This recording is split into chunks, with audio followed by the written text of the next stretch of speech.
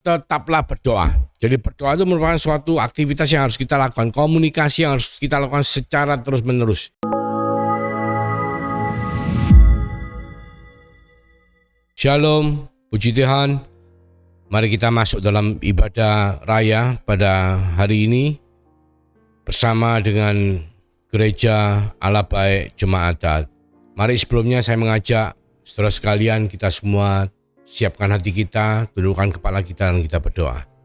Tuhan Yesus, terima kasih untuk hari ini. Kami boleh beribadah padamu, kami boleh mendengar suaramu, kami boleh belajar seperti Maria Tuhan duduk di bawah kakimu. Engkau urapi setiap daripada kami, Engkau bukakan hati kami untuk menerima firman-Mu. Bukan hanya kami mengerti Tuhan, tapi untuk kami boleh menjadi pelaku-pelaku daripada firman itu sendiri. Terima kasih Tuhan Yesus.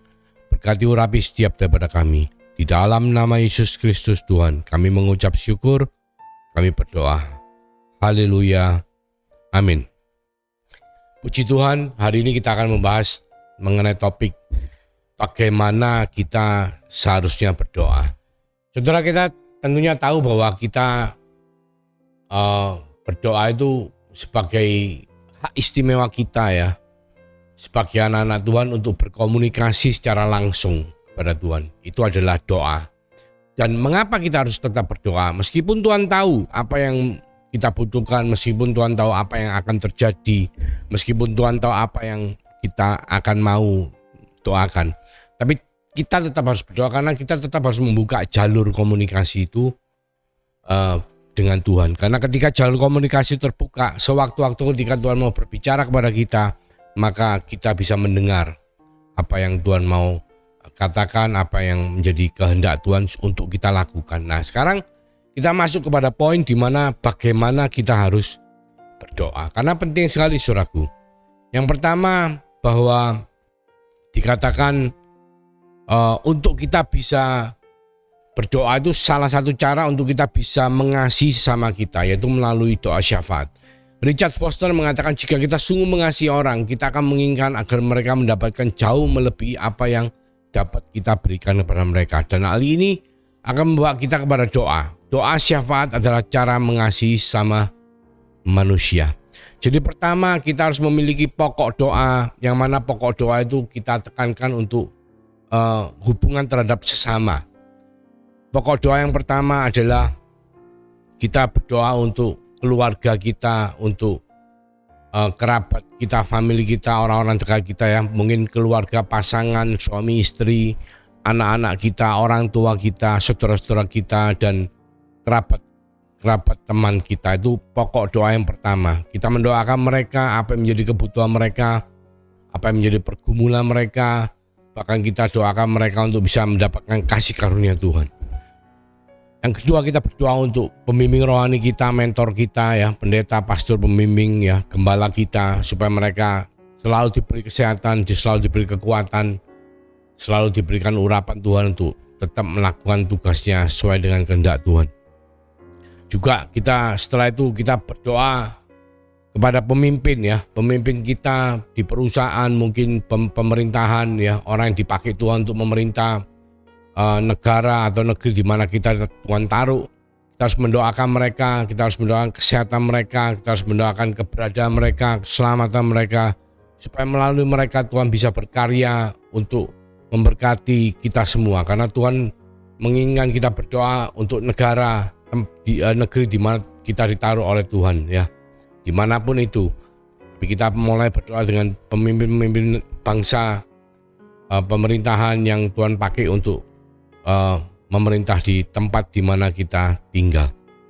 Setelah itu kita juga berdoa untuk orang-orang yang sakit, untuk teman-teman kita yang sakit, untuk mereka yang sakit ya, mereka yang membutuhkan pengobatan. Bahkan kalau terjadi pandemi, kita berdoa untuk semuanya, masyarakat pada umumnya, supaya dihindarkan dari wabah pandemi ya. Bahkan mereka yang bermasalah, yang kesulitan keuangan, mungkin mengalami penderitaan, yang tertimpa masalah, kita selalu dalam doa syafaat untuk mendoakan mereka semua yang tertimpa bencana alam. Ya, bahkan terakhir adalah pokok doa adalah untuk mengenai diri sendiri ya, mengenai bagaimana kita di dalam lingkungan keluarga kita, bagaimana kita terutama khususnya hubungan kita dengan Tuhan, supaya kita dijauhkan daripada pencobaan, dilepaskan daripada yang jahat. Doa syafaat itu sangat penting sekali saudaraku, karena dengan doa syafaat itu kita bisa mengekspresikan kasih kita terhadap sama kita, dan dengan pokok doa yang benar maka doa-doa syafaat kita akan berkenan di hadapan Tuhan. Ada 3 poin ya bagaimana kita berdoa yang kita harus perhatikan, dan ketiga-tiganya ini sangat penting sekali saudaraku. Yang pertama adalah kita berdoa untuk kemuliaan dan kehendak Tuhan ya, bukan untuk kepuasan diri sendiri. Terkadang kita memang punya kebutuhan, memang punya keinginan, kita ingin itu, kita membutuhkan ini, kita mau pingin sesuatu ya. Terus kita selalu mengutarakan itu dalam doa kita kepada Tuhan. Tetapi Tuhan mau kita ini fokus dulu dengan apa yang menjadi kehendak Tuhan. Karena kita berdoa sebaiknya menurut kemuliaan dan kehendak Tuhan. Yang lain-lainnya nanti akan ditambahkan, bukan untuk kepuasan diri sendiri. Karena terkadang ketika kita berdoa untuk kepuasan diri sendiri, saudaraku, itu kita akan mengalami masalah. Karena apa yang kita pikir baik, apa yang kita mau baik, menurut kita itu belum tentu baik di hadapan Tuhan, atau bahkan baik untuk akhirnya tidak menjadi baik untuk diri kita sendiri. Contoh misalnya ketika kita tidak siap secara mental, kita tidak siap untuk diberkati secara luar biasa, kita selalu berdoa untuk berkat yang luar biasa, dan akhirnya kita mendapatkan berkat itu. Belum tentu kita bisa memanage berkat itu dengan baik. Bahkan seringkali ketika seorang berada pada comfort zone, pada zona nyaman yang berlebihan, maka dia akan dengan sangat mudahnya, gampangnya jatuh ke dalam godaan atau pencobaan sendiri. Jadi segala sesuatu itu sebaiknya kita berdoa untuk kemuliaan dan kehendak Tuhan, bukan untuk kepuasan diri sendiri. Itu yang pertama. Kedua, sikap hati kita. Bagaimana kita punya sikap hati yang baik ketika kita berdoa kepada Tuhan adalah seperti kita berkomunikasi, seperti kita berhubungan seorang anak kepada bapaknya ya, di mana ketika anak memohon sesuatu kepada bapa itu dengan sikap yang hangat, dengan sikap yang bersahabat, sikap yang menunjukkan keakraban, keintiman ya, bukan dengan memerintah. Kayaknya seakan-akan kita sombong, kita menginginkan ini, memerintah dalam nama Yesus, kita memerintah dengan angkuhnya. Tetapi sebaiknya itu semua dilakukan dengan satu sikap hati yang baik, benar, hormat, hangat ya, dan bukan mekanisme dan rutinitas, tetapi sesuatu yang wajar. Jadi wajar itu adalah seorang hubungan antara ayah dan anak di dalam keluarga itu seharusnya wajar ya, bukan rutinitas, tetapi sesuatu yang wajar ya. Harus menyapa, harus berkomunikasi, harus mendengar apa yang menjadi hati Tuhan, harus taat, setia, dan lain sebagainya. Jadi hendaknya sikap hati itu diperhatikan dengan baik, karena jika kita punya sikap hati yang salah, maka ketika kita berdoa kepada Tuhan, misalnya kita membutuhkan sesuatu, kita datang kepada Tuhan, kita tidak butuh, kita tidak datang. Jadi kita menganggap Tuhan itu sebagai ATM, saudaraku. Nah itu tidak benar.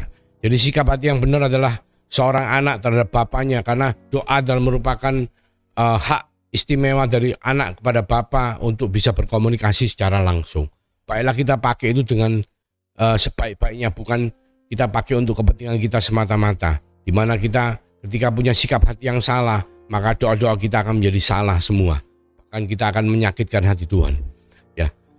R.C. Sproul mengatakan, kita tidak dapat bergegas menghampiri hadirat Tuhan dengan sikap angkuh, menghujaninya dengan permintaan-permintaan kita, namun melupakan kepada siapa kita memintanya. Pastikan bahwa kita itu menghormati Tuhan. Hanya setelah kita mengagungkan dan meninggikan Dia, maka permohonan kita mendapat tempat yang tepat. Jadi kalau kita punya sikap respect yang baik terhadap orang tua kita, terhadap Bapa kita di sorga, tentunya ketika kita memohon sesuatu, ketika kita berkomunikasi, minta sesuatu kepada Bapa ya, Abba Bapa, maka tentunya kita harus punya sikap hati yang benar, bukan sombong, bukan memerintah-merintah, tapi lebih kayak hubungan yang intim antara seorang anak dengan bapaknya. Dan itu yang berkenan dari Tuhan. Dan juga kita harus berdoa dalam waktu yang khusus dan waktu yang terus-menerus. Waktu khusus misalnya seperti apa? Mungkin pagi hari saudara bangun, Saudara, yang pertama yang saudara waktu sulung saudara cari untuk Tuhan. Saudara bisa berdoa mencari Tuhan, mungkin memakai waktu sejenak sebelum saudara mungkin bangkit atau sebelum saudara melakukan aktivitas saudara. Itu adalah waktu yang dikhususkan. Dan juga waktu yang terus menerus. Kenapa saudara? Karena komunikasi itu tidak bisa cuma seingatnya saja. Kalau seingatnya saja ya saudara akan mengalami masalah dalam hubungan saudara. Yang namanya komunikasi itu harus rutin, terus menerus. Dalam arti bukan rutin yang rutinitas ya, tapi terus menerus itu setiap saat saudara mencari berhubungan, seperti saudara punya hubungan di dalam keluarga. Saudara tentunya tidak hanya mencari anak saudara atau suami istri saudara itu sebulan sekali, tidak. Tentunya setiap hari, bahkan setiap saat ketika waktu mengizinkan, saudara akan terus menerus berusaha untuk berkomunikasi ya, dan terus menerus untuk berdoa ya. Bahkan di firman Tuhan dikatakan bahwa tetaplah berdoa ya, karena berdoa itu dikatakan waktu yang khusus dan terus menerus. Di 1 Tesalonika 5 ayat 17 dikatakan tetaplah berdoa. Jadi berdoa itu merupakan suatu aktivitas yang harus kita lakukan, komunikasi yang harus kita lakukan secara terus menerus. Di Efesus 6 ayat 18 dikatakan berdoalah setiap waktu. Jadi tetap berdoa itu membuat kita tuh punya jalur komunikasi yang terbuka dengan Tuhan ya. Sama seperti kita kalau punya grup WA, di mana grup WA itu ada banyak chatting, ada banyak pembicaraan. Tapi saudara tidak aktif di dalamnya. Jadi misalnya kalau grup kan dengan orang banyak, tapi kita bicara WA dengan Tuhan misalnya ya. Kita punya kontaknya dengan Tuhan, tapi kita tidak pernah baca, kita tidak pernah ngirim pesan, kita tidak pernah baca. Jadi seakan-akan jalur ini menjadi tertutup, saudara. Tapi kalau kita tetap chatting, kita tetap mengirimkan message dan menerima message, membacanya, membaca dan mengirim message, maka jalur itu menjadi terbuka. Oleh karena itu, doa itu merupakan jalur komunikasi yang harus kita pertahankan dengan baik. Ya tentunya kita semua tahu kalau kita punya gadget bermasalah, ya alat komunikasi kita bermasalah dan kita tidak memakainya secara terus menerus, tentunya komunikasi kita juga akan bermasalah. Karena doa itu sebetulnya memang antara permohonan kita kepada Tuhan, tetapi sebetulnya kalau kita selalu membuka jalur komunikasi atau jalur doa kita, seringkali Tuhan itu juga berbicara kepada saudara dan saya. Dan kalau kita tidak lihat terus, tidak standby terus istilahnya, maka seringkali Tuhan berbicara kepada kita gagal untuk mendengarnya, kita gagal untuk tahu Tuhan itu sedang berbicara kepada kita. Oleh karena itu saudaraku, tentunya kita harus tekankan bahwa kita harus menyediakan waktu yang khusus dan waktu yang terus menerus ya. Memang kadang dalam kehidupan sehari-hari memang komunikasi bisa luput ya. Kayak saya seringkali mungkin salah satu grup WA yang saya ataupun WA saya mungkin sebelum tidur saya tidak melihat, sehingga apa? Akhirnya saya miskomunikasi. Mestinya saya bisa menjawab kemarinnya, tapi belum saya jawab, saya bisa baru menjawab besoknya. Tetapi dengan Tuhan kita tidak boleh gitu, saudaraku. Kita harus mengkhususkan waktu dan juga melakukannya dengan terus menerus. Jadi komunikasi kita atau doa-doa kita itu harus kita lakukan secara terus menerus. Mungkin terkadang kita bisa melatih. Misalnya seperti ini, kita lagi ngantri ya, ngantri kan kadang-kadang tidak enak ya, kita belajar untuk tertib ya, kita ngantri. Nah, selagi kita ngantri kita doakan, mungkin kita doakan mereka yang melayani kita, antrian kita, atau kita doakan orang yang mengantri supaya diberi kesabaran ya, diberi kelancaran, semuanya menjadi baik. Itu adalah cara kita untuk tetap selalu berdoa. Misalnya kita lagi nyetir di jalan, kita doakan supaya lalu lintas menjadi baik. Kita doakan pengemudi di sekitaran kita menjadi baik, tidak ngebut dan lain sebagainya, dan tidak macet ya. Bahkan kita kalau melihat cuaca tidak ini mendung apa gimana, kita doakan supaya hujannya tidak terlalu deras dan tidak mengganggu, lantas tidak membuat banjir dan lain sebagainya. Itu adalah cara kita untuk tetap berdoa syafaat ya. Sama seperti yang Tuhan Yesus lakukan hari ini, saudaraku. Tuhan tuh tetap berdoa untuk saudara dan saya. Meskipun Tuhan sudah naik ke sorga, duduk di sebelah kanan Bapa, tapi hari ini sampai dia nanti turun datang untuk dua kalinya ke bumi untuk mengangkat kita dalam janjinya, itu dia tetap melakukan doa syafaat terhadap saudara dan saya. Supaya apa? Supaya setiap daripada kita menerima kasih karunia. Tuhan itu rindu semua itu diselamatkan. Tapi memang tidak semua diselamatkan karena tidak semua percaya. Tapi Tuhan rindu melalui kehidupan kita, kalau bisa kita tetap berdoa, mendoakan mereka yang belum mengenal Tuhan supaya mereka boleh mendapat kasih karunia Tuhan, dijamah, dibukakan mata rohani mereka bisa melihat keselamatan yang datangnya daripada Tuhan ya. Dimanapun kita beraktivitas, di rumah, di pekerjaan, tempat kerja, di mall, dimanapun di jalan ya, kita tetap berdoa untuk orang-orang di sekitaran kita. Bahkan kalau kita membaca surat kabar, saudaraku, kita mendengar berita, kita harus berdoa untuk negara, untuk daerah dan masyarakat yang diberitakan. Misalnya kalau ada gempa kita doakan, atau bencana alam kita doakan ya. Saya juga punya satu kesaksian ya, di mana saya dari dulunya sudah melayani sampai hari ini sudah sekitar hampir 12 tahun ya. Saya melayani diakonia di satu tempat yang kumuh ya, di bawah jalan tol yang semestinya tidak boleh ditempati oleh oleh penduduk, tetapi karena mereka itu homeless, tidak punya rumah, maka mereka menempati tempat di bawah tol itu yang bersebelahan dengan, di bawah jembatan ya, di tol yang bersebelahan dengan sungai yang sangat kotor ya, bau, bahkan kadang-kadang banjir. Dan itu di sebelah waduk, saudaraku, di kota di mana saya tinggal.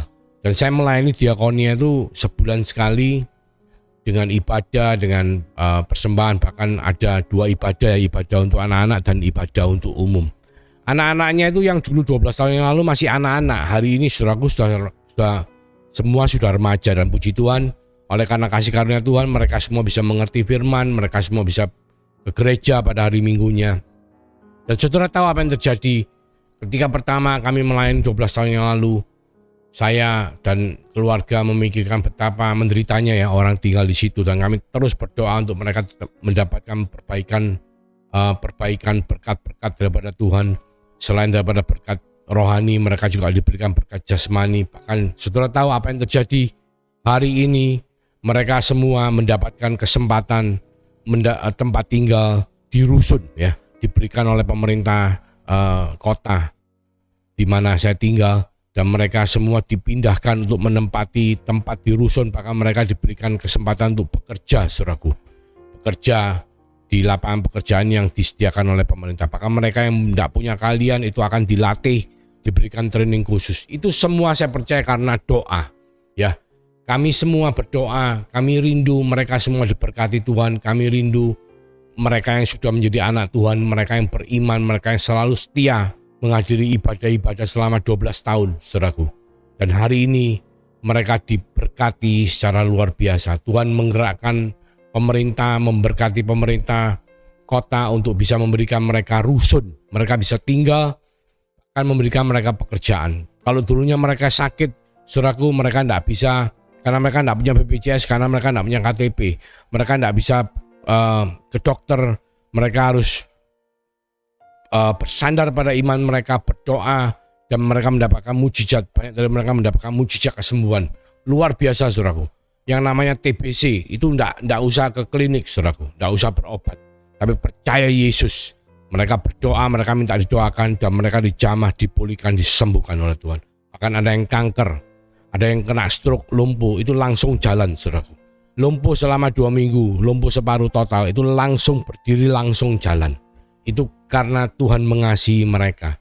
Bahkan yang kanker, ada tumor di lidah, itu ketika didoakan tumornya lepas, saudaraku. Dan 2 minggu kemudian laporan bahwa periksa dokter mengatakan sudah sembuh total.